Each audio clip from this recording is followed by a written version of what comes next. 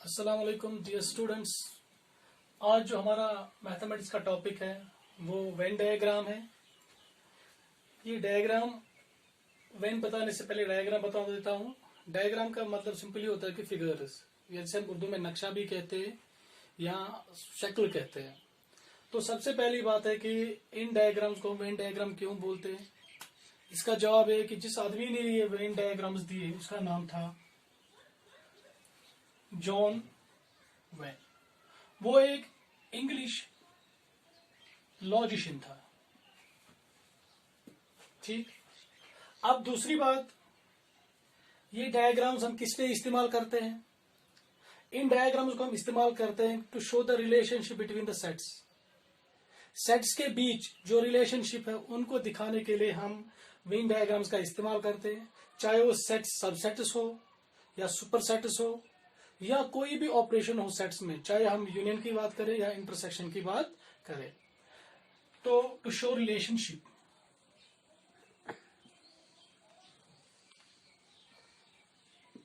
Between sets. अब Venn diagrams में हमें खास करके दो चीजों का ख्याल रखना होता है। सबसे पहले जो यूनिवर्सल सेट होता है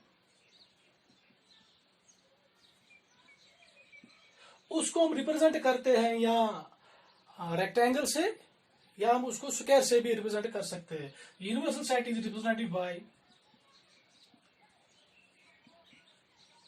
या तो आप इसको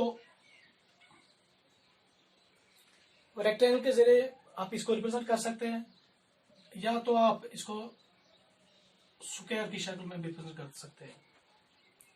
अब जो मैंने यहाँ यूनिवर्सल सेट की बात करी, जैसे मैं एग्जांपल दे दूंगा आपको, मैं वहां पे भी क्लियर करूंगा कि यूनिवर्सल सेट क्या होता है। जो मेरा इससे पहले भी लेक्चर था उसमें भी मैंने डिफाइन किया है कि यूनिवर्सल सेट हम किसको कह सकते हैं। अब जो दूसरी बात है, जो सबसेट्स है, सबसेट्स और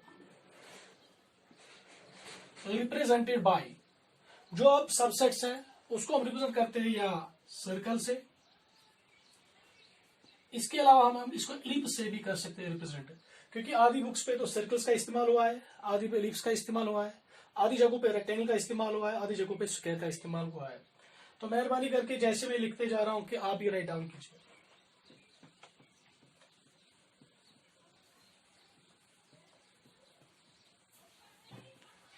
अब हम इन वेन डायग्राम्स का इस्तेमाल कैसे करते हैं, एक एग्जाम्पल लेते हैं।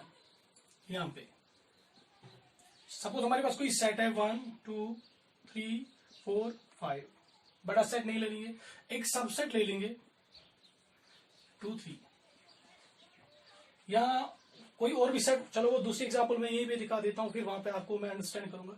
देखो जो सेट बी है इसके जो दो एलिमेंट्स है 2 3, वो इस सेट में, तो इस सबसेट के लिए ये यूनिवर्सल सेट बन गया, क्योंकि जो बड़ा सेट होता है ना हम उसी को यूनिवर्सल सेट बोलते हैं। अगर हम इसको वेन डायग्राम के जरिए हम इसको रिप्रेजेंट करेंगे तो हम ऐसे पहले एक रेक्टेंगल बनाएंगे, रेक्टेंगल के बाद जितने भी एलिमेंट्स है 1 2 3 4 5 6, क्योंकि जो यूनिवर्सल सेट है उसको हम पहले रेक्टेंगल में लिखते हैं, फिर बाद में जो सबसेट है उसको हम सर्कल से भी या एलिप्स से भी हम रिप्रेजेंट कर सकते हैं। आप इस शक्ल को ऐसे भी कर सकते हैं, आप ऐसे बनाइए या ऐसे। सबसेट है 2 3, आपने इसको गोल में ले लिया, क्योंकि मैंने पहले भी कहा था कि आप एलिप्स भी बना सकते हैं, सर्कल भी। अब यहाँ पे मैंने क्यों बनाया, ताकि आपको अंडरस्टैंड अच्छी तरह से हो जाए। 2 3 तो आ गया, इसके बदले 1 4 5, ये एक एग्जाम्पल है। अब यहां पे देख लीजिए, हम दूसरी एग्जाम्पल ले लेते हैं, क्योंकि जितने भी आपको एक्सरसाइज में बाद में क्वेश्चन आएंगे कोई मुश्किल नहीं होनी चाहिए। अगर मैं कोई दूसरी एग्जाम्पल ले लूं, सपोज कोई सेट लेता हूं 1 2 3 4 5 6 7 8 9 10, एक दूसरा सेट लेते हैं जिसके एलिमेंट्स हम ले लेंगे 2 3, एक तीसरा सेट भी ले लेंगे जिसके हम एलिमेंट्स ले लेंगे 3 4। देखिए यहाँ पे जो दो सबसेट्स है बी एंड सी, इनके लिए यूनिवर्सल सेट बन गया ए, क्योंकि इन दो सेट्स के अंदर जितने भी एलिमेंट्स है वो ए में है। दैट मीन्स कि ये सबसेट बन गए और ये इनके लिए यूनिवर्सल सेट बन गया। अगर हम इसको रिप्रेजेंट करेंगे वेन डायग्राम में, आप देखिए पहले जो यहाँ पे जो मैंने सबसेट्स लिए थे 2, इनमें एक एलिमेंट कॉमन है, वो इसमें भी है, इसमें भी है। अगर कोई एलिमेंट कॉमन है तो हम कैसे इसको रिप्रेजेंट करेंगे? देखिए पहले बनाइए रेक्टेंगल, आपकी मर्जी, आप एलिमेंट्स पहले रेक्टेंगल में लिखिए या ना लिख लीजिए, यूनिवर्सल सेट के वो आप तक है। अगर चाहेंगे तो आप पहले सबसेट भी लिख सकते हैं। सपोज हमारे पास एक सबसेट है 2 3, दूसरा क्या है 3 4, मगर ये 3 यहां पे भी है, यहां पे भी है, इसको कॉमन करना है। दैट मीन कि जो मैं 2 चाहे मैं सर्कल डालूं या 2 इलिप्स डालूं, ये 3 दोनों में आना चाहिए। दैट मीन्स ऐसे 2 3 अब इसका भी बन गया, अब ये 3 4 इसका भी बन गया। और ये जो एरिया है ये वाला, इसमें हम वो एलिमेंट्स लिखते हैं जो कॉमन हो।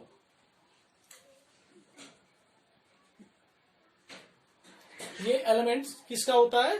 कॉमन एलिमेंट का। ये जगह किसकी आती है? कॉमन एलिमेंट की आती है। अगर आप इसको सर्कल में मतलब रिप्रेजेंट कर सकते हैं या स्क्वायर में भी, आप यहां पे भी उसको कर सकते हो। अब एक तीसरी एग्जांपल देता हूं, क्योंकि आधी किताबों पे तो ऐसे भी इनको दिखाया गया है।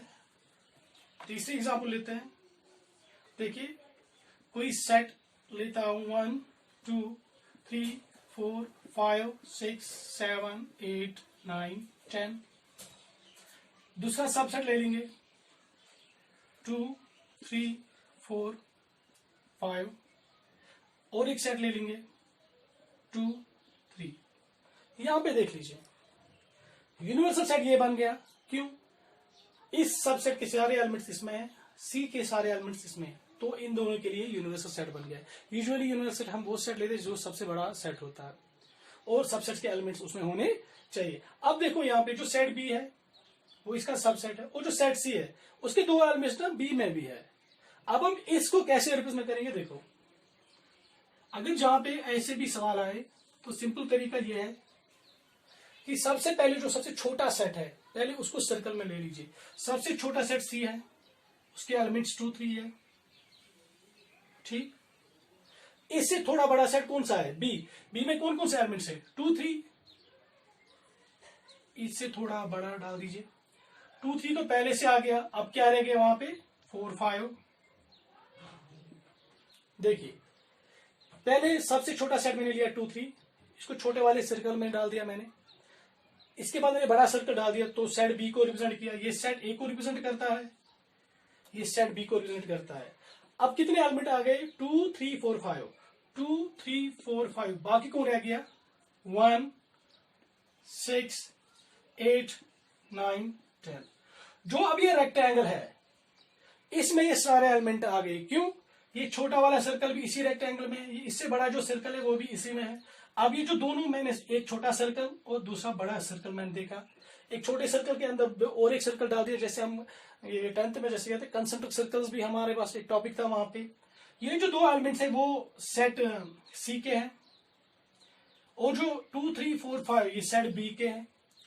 अब जो ये सारे एलिमेंट्स है वो किस सेट के? यूनिवर्सल सेट के।